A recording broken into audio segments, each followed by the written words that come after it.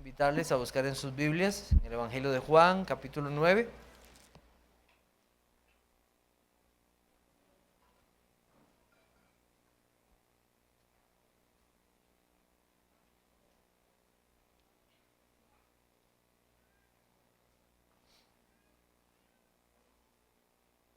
Estamos iniciando capítulo, hemos dejado atrás el capítulo 8. Vimos aquel que es la luz del mundo, aquel que viene de arriba, aquel que liberta a los hombres de su pecado y condenación, aquel que es el Hijo de Dios, aquel que es el Cristo eterno, y fue de gran bendición haber estudiado estas cosas. Y el Señor en su sabiduría y bondad ahora nos presenta este hermoso ejemplo en el capítulo 9. Y es como si todo lo que vemos en el capítulo 8 lo podemos ver aquí en el capítulo 9. Vamos a ver aquel que es la luz del mundo abriendo los ojos. Vamos a ver aquel que hace que los hombres sean libertados de su condición y puedan ver a Cristo claramente. Aquel que viene de arriba, porque si Él no viene de arriba, no puede hacer las cosas que nosotros vamos a ver aquí. Entonces nos gozamos en este hermoso pasaje que el Señor en su soberana voluntad nos ha dejado para nuestro estudio. Una vez más vamos a ver la gloria del Hijo y vamos a dividirlo en dos partes, no vamos a completarlo el día de hoy. Así que vamos a leer hasta el versículo 18, comenzaremos en el verso 1 hasta el 18. Dice así: al pasar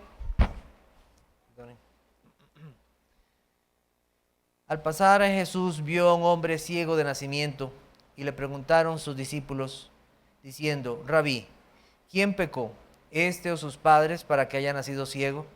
Respondió Jesús: no es que pecó este ni sus padres, sino para que las obras de Dios se manifiesten en él. Me es necesario hacer las obras del que me envió, entre tanto que el día dura, la noche viene, cuando nadie puede trabajar. Entre tanto que estoy en el mundo, luz soy del mundo. Dicho esto, escupió en tierra e hizo lodo con la saliva y untó con el lodo los ojos del ciego. Y le dijo: ve a lavarte en el estanque de Siloé, que traducido es enviado. Fue entonces y se lavó y regresó viendo. Entonces los vecinos y los que le habían visto que era ciego decían: ¿no es este el que se sentaba y mendigaba? Unos decían: él es, y otros: a él se parece. Él decía: yo soy. Le dijeron: ¿cómo te fueron abiertos los ojos? Respondió él y dijo: aquel hombre que se llama Jesús hizo lodo, me untó los ojos y me dijo: ve al Siloé y lávate. Y fui y me lavé y recibí la vista. Entonces le dijeron: ¿dónde está él? Él dijo: no sé. Llevaron ante los fariseos al que había sido ciego. Y era día de reposo cuando Jesús había hecho el lodo y le había abierto los ojos. Volvieron pues a preguntarle también los fariseos cómo había recibido la vista. Y les dijo: me puso lodo sobre los ojos y me lavé y veo. Entonces algunos de los fariseos decían: ese hombre no procede de Dios porque no guarda el día de reposo. Otros decían: ¿cómo puede un hombre pecador hacer estas señales? Y había disensión entre ellos. Entonces volvieron a decirle al ciego: ¿qué dices tú del que te abrió los ojos? Y él dijo que es profeta. Pero los judíos no creían que él había sido ciego y que había recibido la vista, hasta que llamaron a los padres del que había recibido la vista. La gloria del Creador y luz de este mundo. La gloria del Creador y luz de este mundo. Primero vamos a hablar del problema y su contexto. El Señor ha oído de los fariseos. Ellos querían matarle, pero soberanamente no pudieron tocarle. Y el Señor, después de esto, no fue para esconderse, sino que Él continuó su ministerio. No sabemos cuánto tiempo hubo entre el capítulo 8 y el capítulo 9, pero sabemos algunas cosas que estudiaremos brevemente. Bueno, sabemos que era un día de reposo, como se nos dice en el versículo 14 cuando sucedieron estas cosas. También que lo que pasó estaba muy cerca del templo, donde la gente iba a adorar al Señor, a servirle. También sabemos que había un estanque llamado el Siloé. Varias cosas sabemos en este pasaje. Los líderes religiosos, los supuestos maestros de Israel, habían tomado el día del Señor y lo habían deformado. Lo habían hecho un día de pesada carga para el pueblo. Ni ellos mismos podían soportar las cargas que ellos habían puesto para este día. En vez de ser un día de alegría, de gozo, cuando el pueblo iba al templo y se gozaba en la salvación de Dios, habían impuesto tantas cargas al pueblo que ese día era un día duro, un día de prohibiciones que buscaban sujetar a las personas a la esclavitud de las obras. Podemos buscar un momento Lucas capítulo 14 versículos 1 al 6. Lucas capítulo 14 versículos 1 al 6. Dice así: aconteció un día de reposo, que habiendo entrado para comer en casa de un gobernante, que era fariseo, estos le acechaban. Y aquí estaba delante de él un hombre hidrópico. Entonces Jesús habló a los intérpretes de la ley y a los fariseos, diciendo: ¿es lícito sanar en el día de reposo? Mas ellos callaron, y él, tomándole, le sanó y le despidió. Y dirigiéndose a ellos, dijo: ¿quién de vosotros, si su asno o su buey cae en algún pozo, no lo sacará inmediatamente, aunque sea en día de reposo? Y no le pudieron replicar a estas cosas. Estos líderes religiosos habían impuesto sus leyes y no comprendían lo que verdaderamente significaba el día de reposo y su propósito. No entendían que el día de reposo era un día para mostrar misericordia a los cautivos, llevar a los necesitados al Señor, un día donde la salvación del Señor debía ser exaltada y alabada. Estos hombres religiosos rechazaban a los pobres, rechazaban a los humildes, a los enfermos, a los débiles, porque pensaban que no eran dignos de escuchar la palabra de Dios. Se alababan a sí mismos y no a Dios. Pero en el día del Señor, en el día de reposo, Cristo está trabajando, está haciendo la voluntad de su Padre. Y todo esto para mostrar su poder, su misericordia, su bondad y salvar a un hombre sin esperanza. Él iba a hacer lo que verdaderamente se hace en un día de reposo: hacer la voluntad del Padre que le ha enviado. Como les dije también, estaban cerca del templo. Y por ahí había un estanque llamado Siloé. Este estanque estaba ubicado en la esquina suroeste del muro de la ciudad. Muchos años antes, Ezequías, temiendo el asedio de los asirios, construyó un túnel desde la fuente de Gibón hasta ese tanque, que mantenía entonces un fluido constante de agua, abastecía al templo de agua, y de ahí los sacerdotes tomaban para las fiestas que se realizaban. Ese estanque simbolizaba la bendición de Dios sobre el pueblo. Sus discípulos también le estaban acompañando en ese día. Y lo primero que hizo Cristo cuando pasó por ese lugar fue que miró a un ciego. La Biblia no nos dice el nombre de este ciego. No nos dice su identidad. Nos dice que era un hombre mayor, posiblemente tal vez de más de 40 años. Un hombre adulto. Un hombre que tenía a sus padres vivos. Un hombre que mendigaba por su condición. Posiblemente pasaba horas sentado muy cerca del templo, pidiendo para poder comer. Era un hombre conocido, porque los mismos discípulos le reconocieron como alguien que había nacido ciego de nacimiento. Entonces era una persona que era conocido en medio del pueblo, conocido por los vecinos también. Todos tenían la imagen de aquel hombre ciego durante muchos años ahí. Entonces los discípulos de Cristo hacen una pregunta: ¿quién pecó, este o sus padres, para que haya nacido ciego? Qué pregunta, ¿verdad? Una pregunta teológica. ¿Cómo está este asunto, verdad, con la situación de este hombre? En los discípulos prevalecía un mal entendimiento de las Escrituras. Sus interpretaciones provenían de enseñanzas erradas que ellos habían traído. Y también yo noto cierto orgullo al decir esta pregunta, porque dicen: ¿quién pecó, este o sus padres? Bueno, entonces nosotros estamos sanos porque nuestros padres no pecaron y tampoco nosotros hemos pecado, ¿verdad? Entonces estamos sanos. ¿Qué pensamiento, verdad, de orgullo había en sus corazones? Entonces, en primer lugar, había una creencia entre los judíos que los pecados de los padres se pasaban a los hijos, que alguna maldad de los padres era castigada en alguna enfermedad en los hijos, pero esto no es así, la Biblia no lo enseña. Vamos a buscar 2 de Crónicas 25:4. 2 de Crónicas 25:4.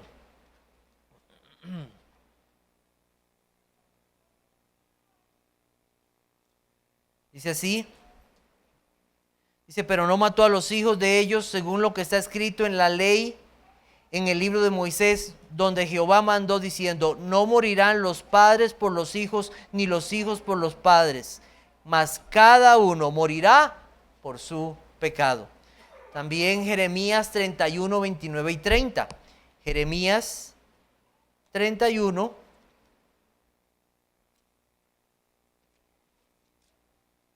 versículos 29 y 30. Dice así: en aquellos días no dirán más: los padres comieron las uvas agrias y los dientes de los hijos tienen la dentera, sino que cada cual morirá por su propia maldad. Los dientes de todo hombre que comiere las uvas agrias tendrán la dentera. Esto es lo que quiere dar a entender, es que cada uno dará cuenta por su pecado. Los discípulos no habían comprendido bien las Escrituras en relación a que cada uno es culpable por su maldad. Ahora bien, nosotros sabemos que hay consecuencias por el pecado. Hay situaciones donde los padres de un niño, por una enfermedad sexual, puede hacer que ese niño, cuando nazca, tenga problemas visuales. Cosas como esas pueden pasar. Niños que nacen con SIDA. Niños que nacen con problemas respiratorios porque sus padres son fumadores. O muchas otras cosas pueden ser. Pero no estamos hablando de estas cosas en este momento. Y esto es algo terrible. Estamos más bien hablando de una relación directa entre un castigo por el pecado y la condición de las personas al nacer. Bueno, muchos de nosotros nacimos relativamente bien. Bueno, la mayoría, ¿verdad? Algunos ahí problemitas y ahí, gracias a Dios, pudimos salir adelante. Pero la mayoría de nosotros hemos nacido relativamente sanos. Y no podemos decir que nuestros padres fueron santos. Pecadores igual que todos. Pecadores igual que todos. Un mal entendimiento y interpretación de la condición de este hombre ciego. Por otro lado, los judíos también pensaban que los niños en el vientre de sus madres podían ser castigados al nacer por algo que habían cometido estando en el vientre. Ese era otro pensamiento que estaba en el momento en su gestación. Y esto posiblemente era por lo que entendían de Génesis 25. Vamos a buscar Génesis 25, 22 al 26. Génesis 25.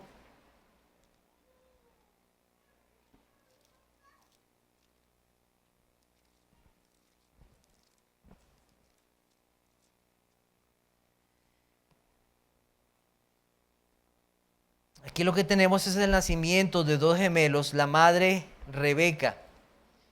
Dice versículo 22, y los hijos luchaban dentro de ella, y dijo: si es así, ¿para qué vivo yo? Y fue a consultar a Jehová. Y le respondió Jehová: dos naciones hay en tu seno, y dos pueblos serán divididos desde tus entrañas. Un pueblo será más fuerte que el otro, y el mayor servirá al menor. Dos gemelos, Esaú, Jacob.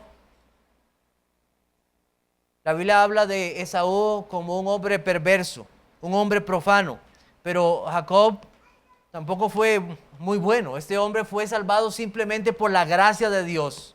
Un hombre malvado.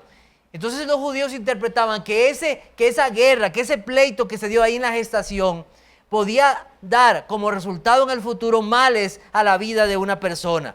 Un mal entendimiento. Entonces el Señor Jesucristo, quien es la verdad, trae luz en medio de esta pregunta de los discípulos. Versículo 3 dice, Juan capítulo 9, versículo 3. No es que pecó este ni sus padres, sino para que las obras de Dios se manifiesten en él. Debemos saber, en primer lugar, algo importante. El Señor no está diciendo aquí que sus padres no eran pecadores o que Él no era pecador. Lo que el Señor estaba diciendo es que la condición de ese hombre en ese momento no se debía a algún pecado en particular, sino para la gloria de Dios. Todos los hombres hemos nacido en pecado. Todos los hombres somos pecadores. Hombres, mujeres, niños, todos somos pecadores. Como escuchábamos en la mañana, la razón de la muerte en este mundo es por causa del pecado, y toda enfermedad y toda dolencia en este mundo, toda desgracia vino por causa del pecado. Esa es la causa, esa es la razón del dolor en este mundo. Pero por otro lado, nosotros también debemos saber que Dios como creador es dueño y controla todas las cosas y ordena todas las cosas según Él hace y quiere. Estas fueron las palabras de Dios a Moisés en Éxodo 4:11. Leo para ustedes. Y Jehová le respondió: ¿quién dio la boca al hombre? ¿O quién hizo al mudo o al sordo, al que ve y al ciego? ¿No soy yo Jehová? ¿Quién hizo al ciego? ¿Quién hizo al sordo? Moisés renegando delante de Dios, y Dios le hace ver que Él es el que hace todas las cosas. La respuesta retórica a esta pregunta solo tiene una respuesta: ¿no soy yo Jehová? Sí, ese eres tú. Descansar en esa voluntad y soberanía de Dios es una gracia de Dios. Pues muchos lo que pueden hacer es rebelarse. Señor, ¿por qué nací así? ¿Por qué tengo este problema? ¿Por qué? Yo no puedo decir algo que no está en la Escritura. Yo no puedo decir si ese hombre se preguntó alguna vez por qué nació ciego. Posiblemente lo hizo, pero él ni entendía los propósitos que Dios tenía para la vida de este hombre. Lo que terrible es cuando el hombre se rebela contra Dios y su voluntad. Es una gracia de Dios cuando podemos descansar en la soberanía de Dios. Es una misericordia de Dios. No es que este pecó ni sus padres, sino para que las obras de Dios se manifiesten en él. Debemos comprender que hubieron muchos enfermos en Israel. Y yo puedo decir que hubo un momento de gracia para ese pueblo de Israel. A través de los tiempos Dios había hecho muchos milagros, señales, cosas maravillosas. El pueblo de Israel vio aquellas 10 plagas en Egipto, aquellas obras portentosas. También hubieron tiempos como los de Elías y Eliseo, donde cosas, milagros y cosas increíbles fueron hechas. Y el pueblo de Dios sabía esto. Pero no hubo un tiempo de mayor gracia y de mayor misericordia en cuanto a ver las obras de Dios en medio de este mundo caído como cuando estuvo nuestro Señor Jesucristo. Luz de este mundo.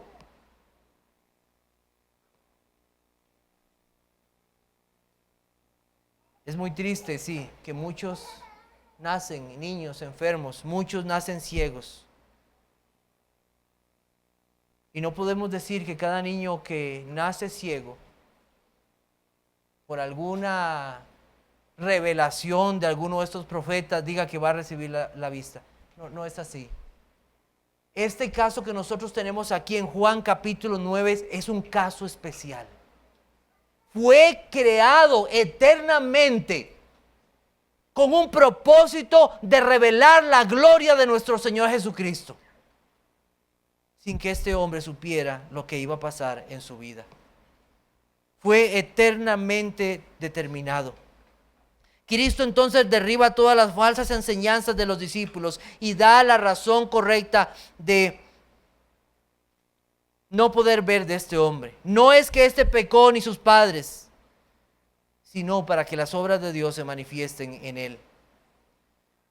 Lo que pasa aquí era que esta enfermedad iba a servir para que Cristo fuera glorificado. Y debe ser así. Cristo debe ser glorificado por los suyos. Pero el mundo no lo entiende. Cristo se presenta a sí mismo entonces en este pasaje como la luz de este mundo. Dice versículo 4, me es necesario hacer las obras del que me envió, entre tanto que el día dura, la noche viene cuando nadie puede trabajar. Obviamente en un sentido espiritual, porque en la noche podemos trabajar. Pero en un sentido espiritual, Cristo ha venido a este mundo. Trajo su luz, su verdad. La mayor luz que ha visto este mundo fue cuando vino nuestro Señor Jesucristo, Emmanuel, la luz que vino a este mundo. Un mundo que estaba en sombra de muerte, un mundo donde reinaba la enfermedad del pecado, y Cristo poderosamente venció la enfermedad. Él es rey, y solo el rey puede vencer. Verdadero rey. Y nosotros esperamos un día maravilloso, cuando ya no haya más lágrimas, cuando no haya más ciegos, cuando no haya más cáncer, cuando no haya más dolor. Un día nuestro Cristo volverá a venir y nos dará cuerpos glorificados, como veíamos en la mañana. Gloria al Señor. Toda tristeza y dolor huirán. No había en aquellos tiempos forma de tener luz artificial. Todos entendían que se dependía de la luz del sol para sus labores, y cuando llegaba la noche ya no era posible trabajar. Cristo, la luz verdadera, había venido a este mundo. Por un tiempo, a pesar de los ataques del enemigo, a pesar de la maldad que había en ese momento, este mundo vio gran luz, vio al glorioso Hijo de Dios, vio sus obras, escuchó las mismas palabras de Dios, vieron al primogénito lleno de gracia y de verdad. Cristo estaba ahí como había sido prometido, luz de este mundo. Dice Mateo 4:16, el pueblo asentado en tinieblas vio gran luz, y los asentados en región de sombra de muerte, luz les resplandeció. Cristo estaba ahí. Pero su presencia física no estaría para siempre con los suyos. Las tinieblas volverían a este mundo. Y así como después de la muerte de Cristo el cielo se nubló, así está este mundo hoy en tinieblas. Como dice el apóstol Pablo, la noche está avanzada. Hay un príncipe de este mundo de maldad. Las tinieblas llenan los corazones de los hombres. Pero aquel día y aquel tiempo en que vino Cristo, el mundo vio gran luz. Vio aquel que es la verdadera luz. Ahora estamos en espera de ese día glorioso, de ese día maravilloso, donde la luz de nuestro Señor Jesucristo iluminará, y todos verán su condición delante de Dios y le adorarán. Sigue habiendo mal en medio de este mundo, pero gracias a Dios que nos ha dejado la luz del Evangelio. Y cada uno que tiene a Cristo es un luminar en este mundo, en medio de las tinieblas. Este hombre ciego estaba escuchando, pero ni tiene ni idea de lo que va a pasar. Él no ha pedido ser sanado. ¿Ustedes pueden darse cuenta de eso? Él no pidió ser sanado. No pidió, sáname, Señor. Pero Cristo mostraría su poder en él. En Lucas 4:18 dice, el Espíritu del Señor está sobre mí, por cuanto me ha ungido para dar buenas nuevas a los pobres, me ha enviado a sanar a los quebrantados de corazón, a pregonar libertad a los cautivos y vista a los ciegos, a poner en libertad a los oprimidos. Esto se iba a dar en este momento. Se cumpliría la palabra del Señor, vista a los ciegos, no solo espiritualmente, sino también físicamente. El ojo es algo increíble, ¿sabían? El ojo es algo increíble. Realmente muchos de nosotros no apreciamos lo que es el ojo hasta que nos pasa algo en el ojo, ¿verdad?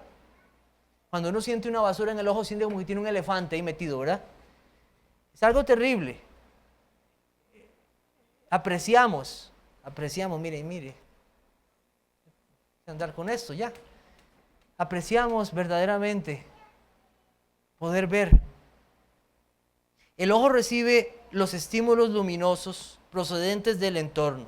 La luz atraviesa los medios transparentes y la lente del ojo forma una imagen invertida sobre la retina. En la retina, células especializadas transforman la imagen en impulsos nerviosos. Estos llegan a través del nervio óptico hasta la región posterior del cerebro. El cerebro interpreta las señales mediante un complejo mecanismo en el que intervienen millones de neuronas. Mire, el ojo es algo maravilloso. ¿Quién lo hizo? El Creador. Oiga, ninguna cámara puede hacer lo que hace el ojo humano. No hay cámara con la capacidad que tiene el ojo humano. No hay forma de que el hombre pueda hacer algo igual. Se nos olvida, ¿verdad? Muchas veces dar gracias a Dios porque podemos ver. Cuando nos levantamos en la mañana, es una de las cosas que a veces olvidamos. Señor, gracias por la vista. Gracias por todos estos años que me has regalado poder ver. Es una condición terrible. Ser ciego es terrible. En medio de aquellos tiempos, ¿cómo terminó este hombre? Mendigo. No tenía una familia, no tenía un trabajo, una condición indigna.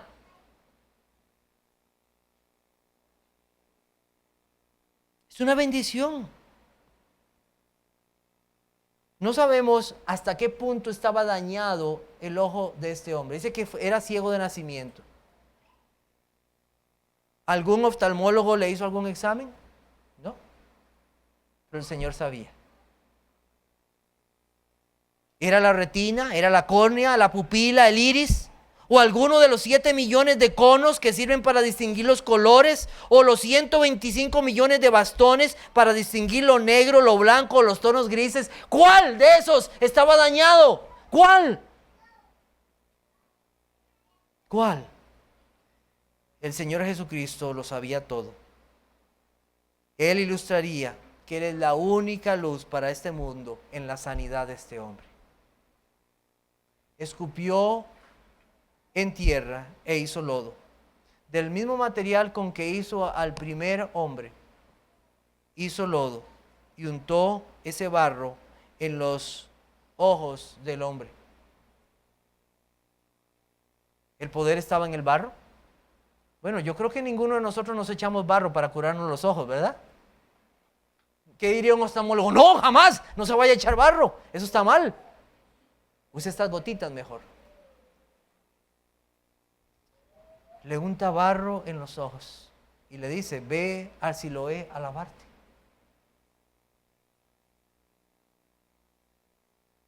Que traducido es enviado. No sabemos si alguien le llevó o fue solo, pero lo que sí sabemos es que él obedeció la voz de Cristo. En un instante, en lo que duró quitándose el barro de los ojos, inmediatamente podemos imaginar a ese hombre viendo en el estanque la primera imagen. Vio su rostro. Nunca antes había podido ver. ¿Pueden imaginarse la alegría de ese hombre? La felicidad de poder ver. En cuestión de momentos, lo que estuvo dañado por toda una vida fue restablecido. El Señor creó perfectamente todo para que este hombre pudiera ver. Y lo único que necesitó, ¿sabe qué fue? Su palabra. Ve a lavarte.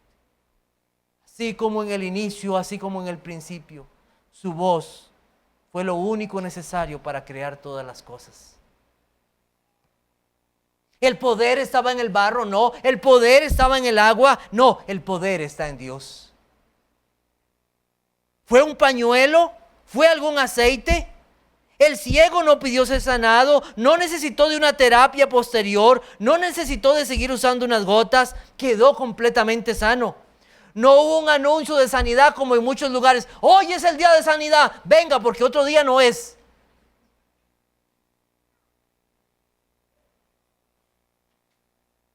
Cristo no buscó la alabanza de los hombres. Este milagro se dio para la gloria de Dios, para que vean sus ojos y crean al que fue enviado. Ojos totalmente sanados, ojos que si un oftalmólogo los hubiera revisado, hubiera dicho, ¿cómo es posible que este hombre hubiera estado ciego? Jamás, jamás. Está completamente sano. No hay muestras de algo dañado, no lo hay. Está totalmente recuperado.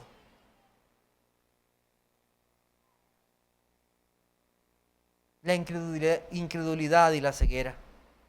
Entonces aquel hombre regresa viendo. Dice el versículo 7, fue entonces y se lavó y regresó viendo. Versículo 8, entonces los vecinos y los que antes le habían visto que era ciego decían, ¿no es este el que se sentaba y mendigaba? Unos decían, él es, y otros, a él se parece. Y él decía, yo soy. No podían reconocerlo. Qué interesante, ¿verdad?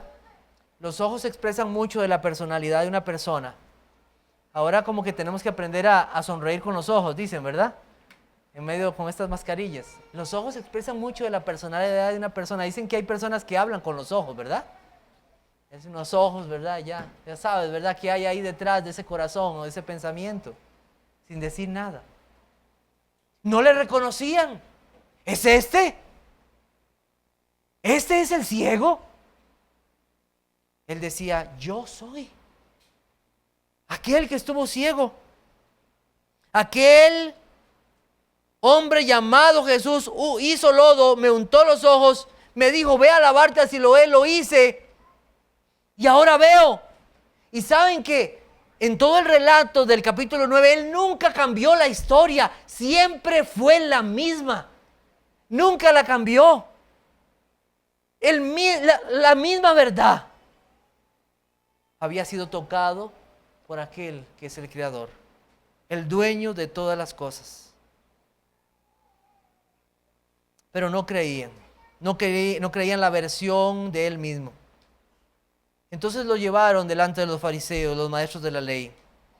Y como nosotros vemos, hay una intención en todo esto de hacer ver a Cristo como un engañador, como un mentiroso. Dice el versículo 16, entonces algunos de los fariseos decían, ese hombre no procede de Dios porque no guarda el día de reposo. Otros decían, ¿cómo puede un hombre pecador hacer estas señales? Y había disensión entre ellos. Había una discusión. Hombre que quebrantó el día de reposo, no puede entonces ser de Dios. Y otros decían, bueno, el que hace estas señales. Había una total incredulidad en estos hombres. Razonaban y sus pensamientos los llevaban a conclusiones equivocadas. Cristo no quebrantó en nada el día de reposo. Lo que quebrantó fueron las normas sabáticas que ellos habían impuesto y que no eran parte de la ley de Dios. Eso era lo que les molestaba. Además, es interesante lo siguiente. Cristo pasó una vez por ahí y miró a este hombre ciego. ¿Cuántas veces posiblemente los fariseos y estos hombres pasaron por ese mismo lugar y nunca vieron al hombre? Nunca vieron sus necesidades, nunca vieron al mendigo. Pero ahora que está sanado, ahora sí. ¿Por qué? Porque contra quien estaban era contra Cristo. Nunca mostraron misericordia hacia aquel hombre. Nunca le preguntaron cómo estaba su vida.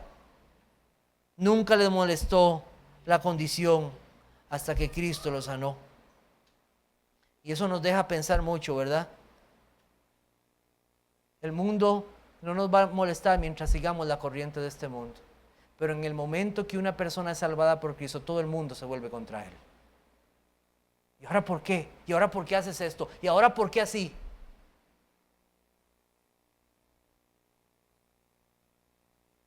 La respuesta del hombre ciego nos recuerda Algo que pasó hace mucho. ¿Cuál respuesta del hombre ciego? Versículo 17. Entonces volvieron a decirle al ciego, ¿qué dices tú del que te abrió los ojos? Él le dijo, ¿qué? ¿Qué es qué? Profeta. ¿Quiénes eran los profetas? Eran los siervos de Dios, hablaban de parte de Dios. Y uno de ellos fue Eliseo. La Biblia nos cuenta de un hombre, de un general sirio, un hombre aparentemente muy poderoso y muy adinerado, pero tenía un grave problema. ¿Sabe cuál era? Tenía lepra. Y este hombre escuchó de una sirvienta de él, una muchacha israelita, y le dijo, si usted le clamara al siervo de Dios, al profeta, que está allá en Samaria, él lo sanaría. Entonces Naamán se dirigió, no fue directamente al profeta, fue al rey de Israel. El rey se enojó porque dijo, esto es como porque yo no puedo hacer que usted sane. Y se molestó mucho. Lo que había pasado delante del rey con Naamán llegó a los oídos de Eliseo. Haz que venga, que venga. Aquel Naamán sirio esperaba una gran recepción. Seguramente va a decir, y va a venir y me va a tocar y va a hacer algo increíble, ¿verdad? Pues no. Díganle que vaya al Jordán, que se meta 7 veces y va a quedar limpio. Al Jordán, ese río. En Damasco hay mejores que este río. Yo no merezco esto. Este hombre me está deshonrando. Agarró sus cosas y empacó y se fue. Cuando iba de camino, sus criados le dijeron, mira, ¿por qué no lo piensas bien? ¿No crees que deberías hacerlo? Si Él te manda, ¿por qué no lo haces? Y en un momento de misericordia, este hombre obedeció. Y fue y se lavó. ¿Y sabe qué pasó? Sano. Sano por la misericordia y la gracia de Dios. Aquel ciego posiblemente recordó a esos grandes profetas de Dios que hacían grandes obras. Pero ¿sabe qué? Nunca antes había hecho algo así. Nadie había dado la vista a un ciego. Nadie. Habían hecho grandes cosas, pero nunca antes había pasado lo que había pasado con la vida de ese hombre. Recibió sanidad. El ciego pudo decir algo verdadero de Cristo y reconocer que no era cualquier hombre. No así los judíos que no creyeron aun viendo las obras del Mesías que les fue enviado. La incredulidad y ceguera espiritual caminan juntas, ¿sabe usted? Caminan juntas. No creyeron, dice el verso 18, aún teniendo al frente al que había sido sanado. Mire, la incredulidad es mucha. Más adelante el Señor Jesucristo va a resucitar a Lázaro. ¿Y sabe qué dijeron? Aquel que le dio vista al ciego, ¿no pudo haber hecho que éste no muriera? La incredulidad del corazón es mucha. La incredulidad es un pecado. La falta para creer no es la falta de evidencia, sino la falta de voluntad para creer. No es la falta de evidencia, es la falta de voluntad para creer. El infierno estará lleno de personas que vieron y escucharon el mensaje, que vieron las obras de Dios, que estuvieron tan cerca de Cristo y aún así no le creyeron. Sabemos que muchos no creerán, pues no han sido llamados. Pero debe preocuparnos sobremanera si usted es uno de esos que no cree. Las mentiras del mundo, las mentiras de su propio corazón, las mentiras del diablo, pueden llamar a este libro un libro escrito por hombres. Pueden decir y negar la existencia de un Dios creador. Pueden defender la sabiduría de este mundo. Pero al final su destino será el infierno. Están sinceramente engañados. La muerte segunda los alcanzará. todos los incrédulos estarán y compartirán su parte con los mentirosos, con los adúlteros, con todos los que no se arrepintieron y no creyeron a Cristo para salvación de sus almas. Si usted hoy cree con toda su alma, si usted ha creído por la gracia de Dios, dele infinitas gracias a Dios que usted un día pudo ver a Cristo. Porque eso es un milagro. Ese es un verdadero milagro. Ver a Cristo como el Hijo de Dios, como el único que le puede dar salvación a su alma. Algunas consideraciones para nosotros. La luz y el Siloé que necesitas es Cristo. ¿Le gustan las luces de Navidad? Son bonitas, ¿verdad? Llenamos nuestras casas de luces. Pero solamente los creyentes podemos entender el verdadero significado de la Navidad y la verdadera luz, la cual es Cristo. Solo los cristianos. El mundo trata de apantallar sus tristezas, sus dolores, sus enfermedades, encendiendo árboles enormes con cantidades enormes de luz, la esperanza y la felicidad. ¿Pero en qué? Vacías, porque no están en Cristo. Jesús es la luz del mundo. El que le sigue no andará en tinieblas, sino que tendrá la luz de la vida. Usted puede tratar de apantallar su vida, tratar de llenarla de felicidad, engañarse, diciendo que eso es lo que le trae felicidad, pero usted nunca será feliz hasta tener la luz de Cristo. Nunca. Él es la luz del mundo. Este hombre ciego representa a toda la humanidad. Una humanidad cegada por el engaño del pecado, del error, de su propio corazón. Somos mendigos al igual que este hombre. Vivimos en la pobreza del pecado hasta que Cristo nos da su salvación y somos ricos, herederos de las promesas eternas. Cuando Dios llamó al apóstol a Pablo para que fuera su siervo, le dijo lo siguiente en Hechos 26:18: para que abra sus ojos, para que se conviertan de las tinieblas a la luz y de la potestad de Satanás a Dios, para que reciban por la fe que es en mí perdón de pecados y herencia entre los santificados. La Biblia nos da ejemplos de la condición espiritual del hombre y una de esas es la ceguera. Estar ciego, no poder ver, a pesar de tener estos dos ojos buenos, no necesitar anteojos, ver bien. Si usted no puede ver a Cristo, si usted no puede ver su condición, está bien ciego, como un topo, no ve nada.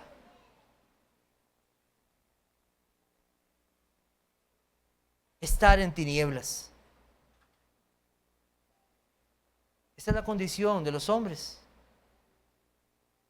Ellos necesitan que sus ojos sean abiertos. Viven en las tinieblas.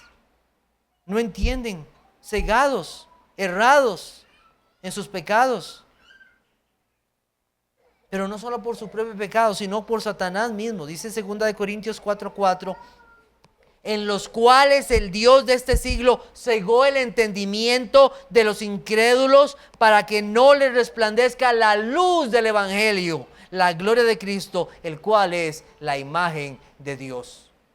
Su entendimiento está cegado.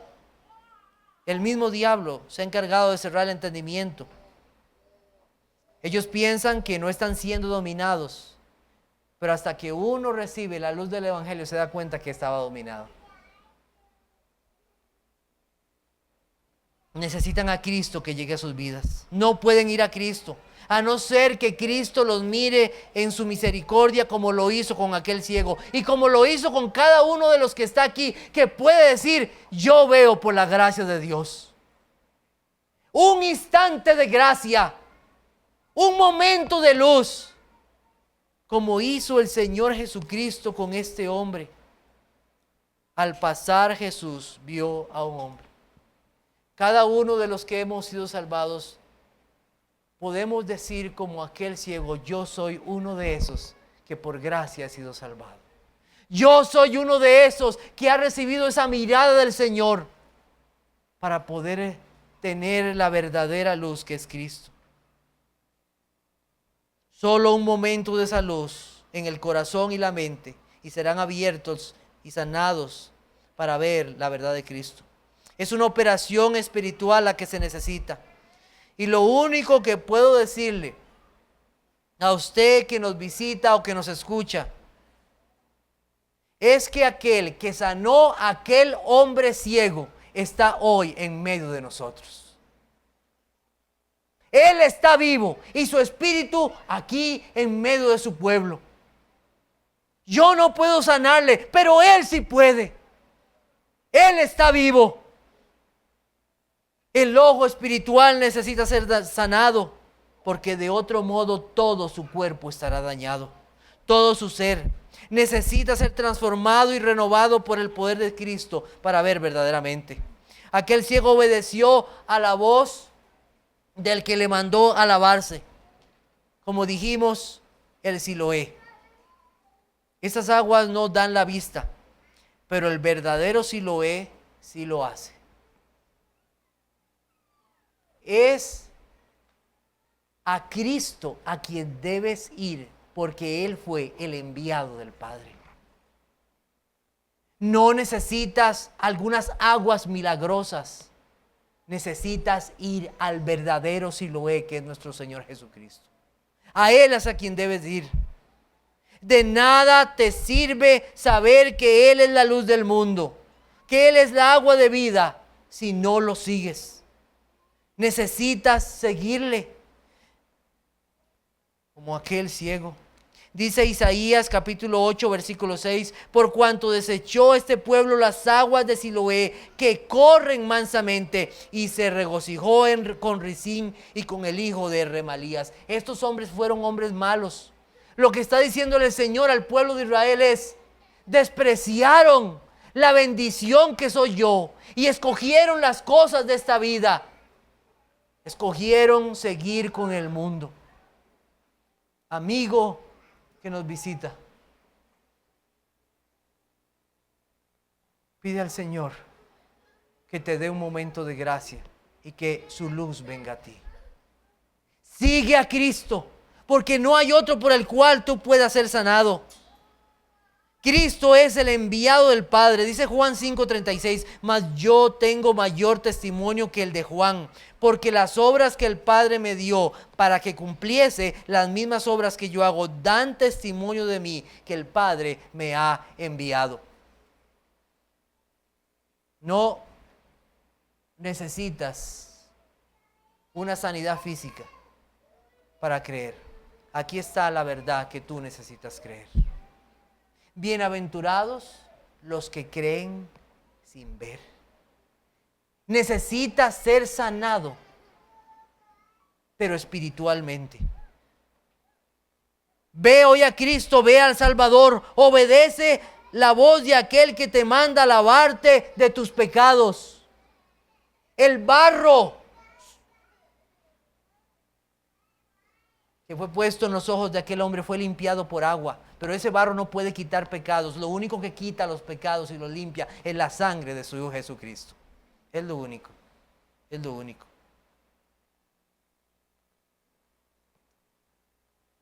Todo para la gloria de Dios.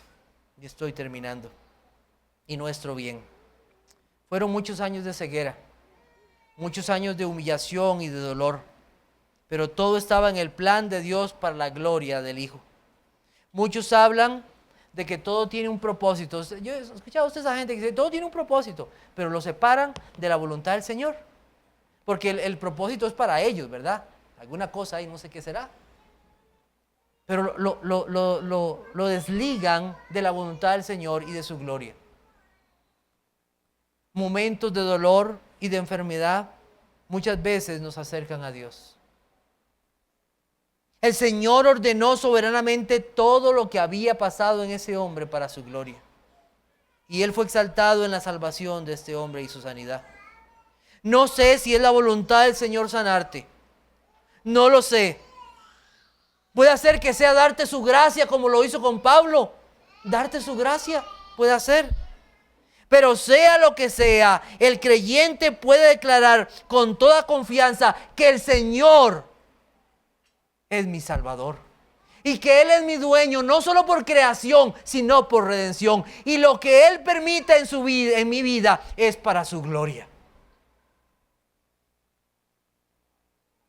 Puede hacer que en medio de este dolor, en medio de esta enfermedad, en medio de esta tristeza, ha sido llevado a amar más a Cristo. Ha sido llevado a una mayor fe en tu Salvador. Ha sido llevado a una obediencia mayor a Cristo. Esta enfermedad o este dolor te ha llevado a reconocer tu total incapacidad, tu debilidad, tu fragilidad, la cual nunca imaginaste que llegarías a tener.